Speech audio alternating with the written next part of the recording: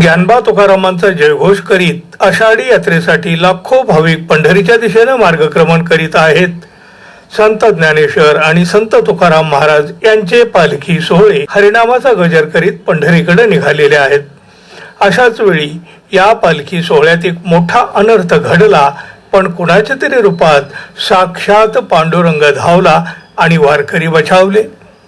पालखी सोहळ्यासोबत अनेक दिंड्या असतात. अशाच एका दिंडीतील वारकऱ्यांसाठी स्वयंपाक तयार करताना ही मोठी घटना घडली. पण यावेळी साक्षात पांडुरंग धावून आला आणि या घटनेतून होऊ शकणारा अनर्थ मात्र टळला गेला.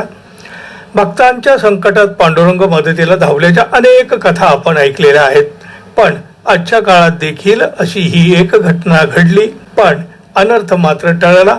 माऊलीचा पालखी सोहळा जेजुरीच्या दिशेने जात असताना ही घटना घडली. सोहळ्यातील दिंडी क्रमांक 78 मधील वारकरी मंडळींसाठी स्वयंपाक करण्यात येत होता. या भाविकांनी स्वयंपाक करण्यासाठी घरगुती गॅस सिलेंडर सोबत आणलेले होते. स्वयंपाक करीत असताना गॅस सिलेंडरने अचानक पेट घेतला. या घटनेने वारकरी घाबरून गेले.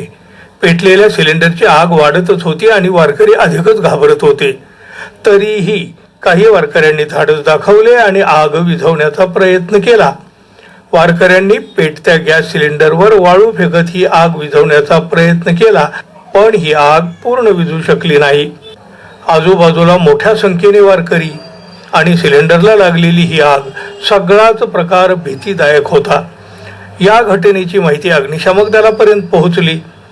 वारीत काहीही अनुचित घडू नये म्हणून प्रशासन आधीपासूनच सज्ज असतं. प्रशासनाचे सगळे विभाग वारीत काम करीत असतात, वारकऱ्यांची सेवा करीत असतात. वारीच्या सेवेत असलेले अग्निशामक दल तातडीनं धावले. त्यांनी पाण्याचा मारा करीत ही आग विझवली, तेव्हा कुठे वारकऱ्यांच्या जीवात जीव आला. अग्निशामक दलाच्या सतर्कतेमुळे मोठी दुर्घटना टळली. अग्निशामक दल नव्हे, साक्षात पांडुरंगच आपल्या मदतीला धावला, अशी भावना या भाविकांची झाली आणि त्यांनी पंढरीच्या पांडुरंगाचे लाख लाख आभार मानले. मित्रांनो, आपण अजून आपल्या चॅनलला सबस्क्राईब केले नसेल तर कृपया आपण सबस्क्राईब करावं, ही अपेक्षा आहे, विनंती आहे. धन्यवाद. पुन्हा भेटू. तोपर्यंत नमस्कार.